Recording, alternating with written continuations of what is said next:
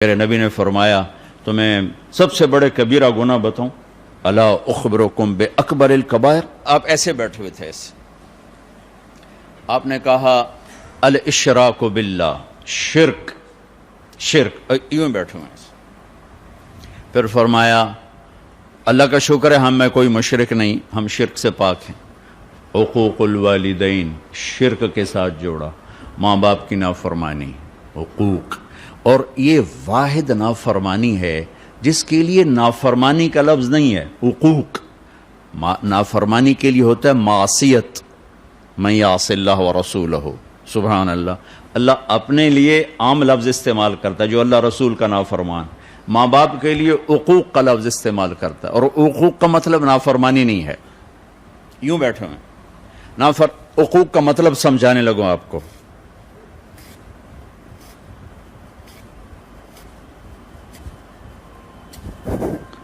اس کو حقوق کہتے ہیں، کسی چیز کو پرزے کر دینا، تباہ و برباد کر دینا۔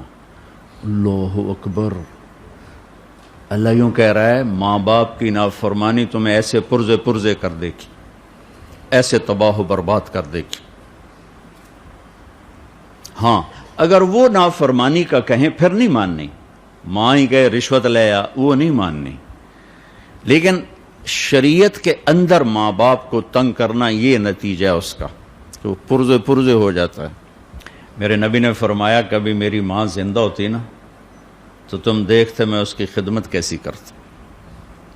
میں عشاء کی نماز کے مصلی پہ کھڑا ہوتا اور سورۃ فاتحہ شروع کر چکا ہوتا، فرض، سنت نہیں، نفل نہیں، فرض کا میں نماز شروع کر چکا ہوتا، اور ادھر سے میرے گھر سے آواز آتی محمد، تو میں نماز توڑ کے کہتا لبیک اماں جان، لبیک یا اماں، لبیک یا اماں، ماں جی حاضر، نماز بعد میں پڑھوں گا، ماں جی حاضر۔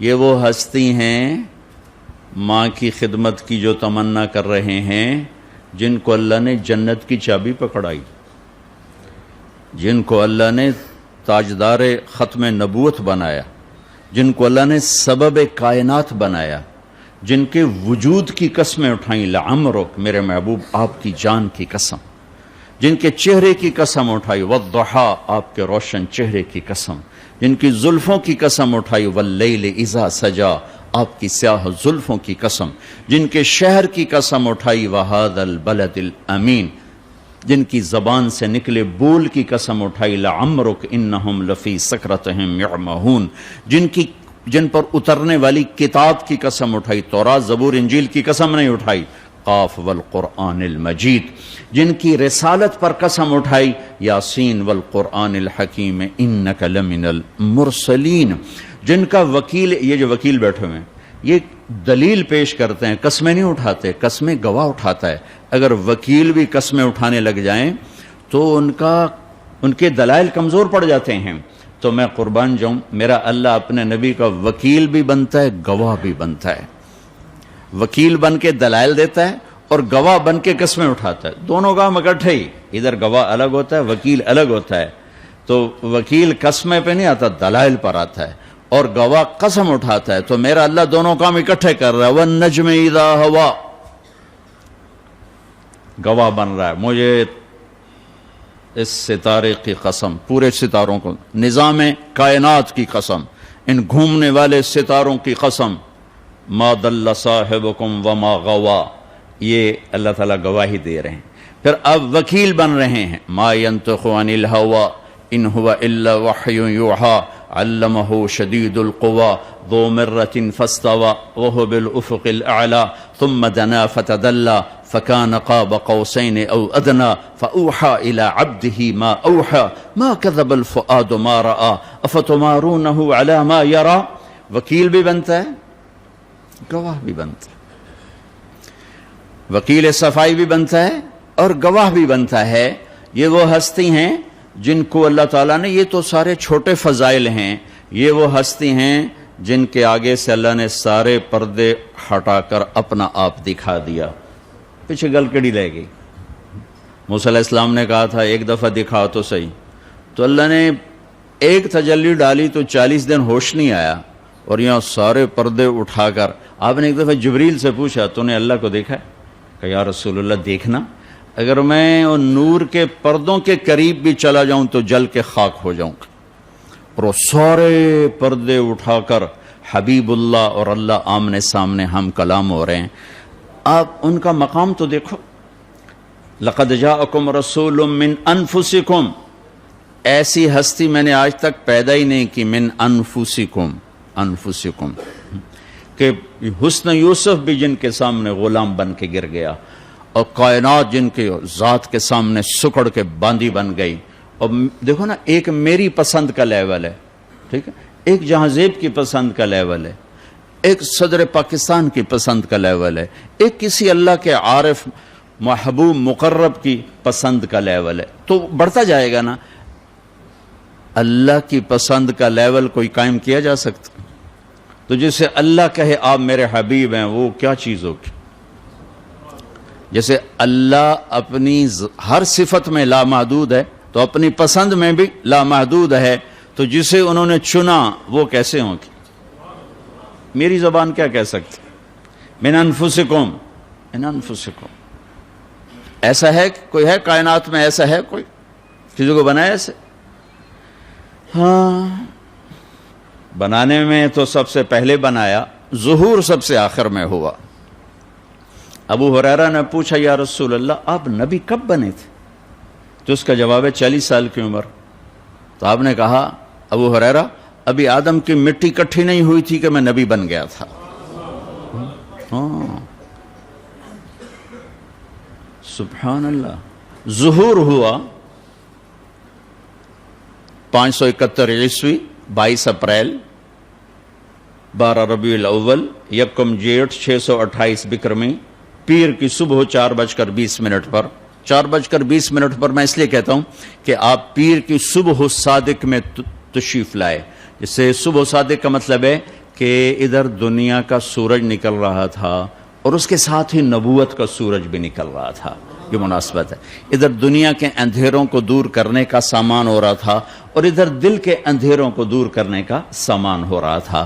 اور ربیع الاول، ربیع کہتے ہیں بہار کو، ادھر دنیا کی بہار آ رہی تھی اور ادھر دین کی بہار آ رہی تھی. یوں اللہ نے اس کو جوڑ بیٹھایا. تو میں نے مکہ میں دیکھا کہ 22 اپریل کو صبح صادق کب ہوتی ہے؟ تو 4:20 پر تھی. تو میں کہہ دیتا ہوں 4:20 پر.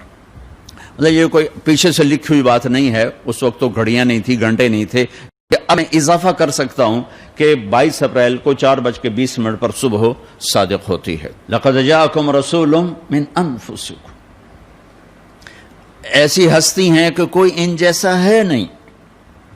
پھر دوسرا ہے لقد جاءکم رسول من انفسکم. اس آیت، اس لفظ کو دو طرح پڑھ سکتے ہیں.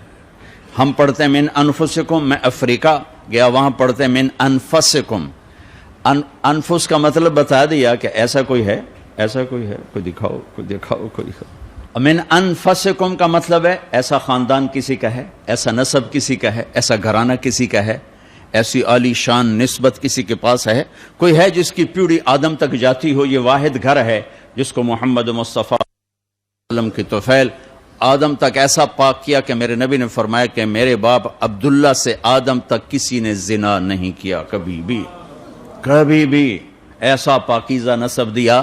انفسکم، سب سے عالی نسب محمد بن عبداللہ بن عبد المطلب بن ہاشم بن عبد مناف بن قصی بن کلاب بن مرہ بن کعب بن لوی بن غالب بن فہر بن مالک بن نضر بن کنانہ بن خزیمہ بن مدرکہ بن الیاس بن مضر بن نزار بن معد بن عدنان بن اود بن حمیسہ بن سلامان بن عوس بن بوز بن قموال بن ابی بن عوام بن ناشد بن حزا بن بلداس بن یدلاف بن طابخ بن جاحم بن ناحش بن ماقی بن عیفی بن عبقر بن عبید بن الدعاء بن حمدان بن سنبر بن یثربی بن یحزن بن یلحن بن ارعوا بن عیدی بن زیشان بن عیسر بن اقناد بن ایہام بن مقصر بن ناحد بن زار بن سمی بن مزی بن عوض بن عرام بن قیدار بن اسماعیل بن ابراہیم بن آذر بن ناحور بن سروج بن رعو بن فائج بن عابر بن ارفشاد بن سام بن نوح بن لامک بن متوشالے بن ادریس بن یرد بن ملح الایل بن قینان بن آنوش بن شیس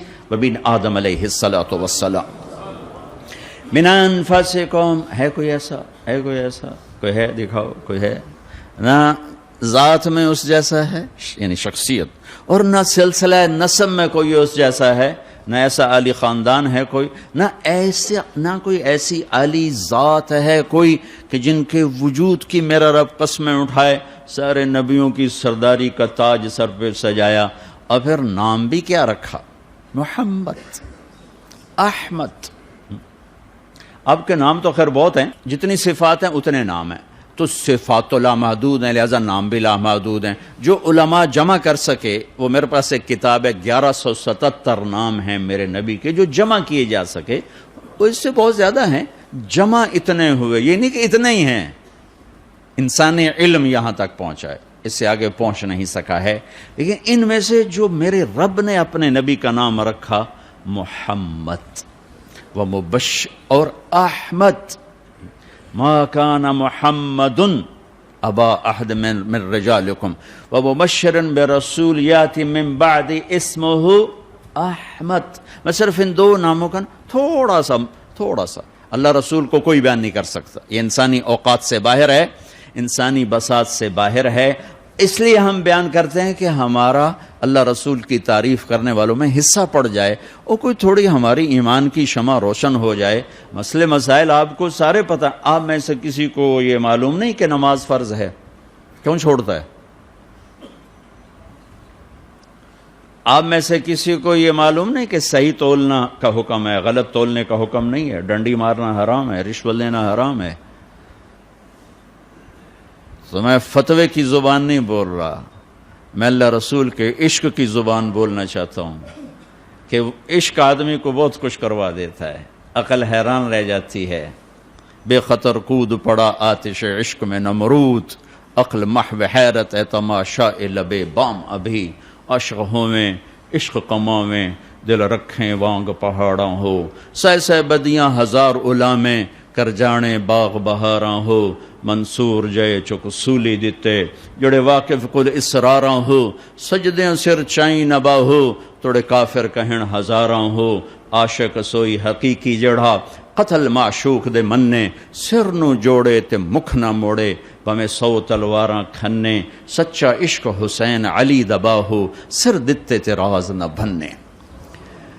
تم رشوت کہتے ہو، تم جھوٹ کہتے ہو، جب اللہ رسول میں تھوڑی جی چنگاری لگ گئی نا، ہائے ہائے ہائے، تمہیں قربان ہونا محبوب نظر آئے گا۔ کربلاؤں کی تاریخ کے پیچھے فلسفہ نہیں ہے، عشق ہے۔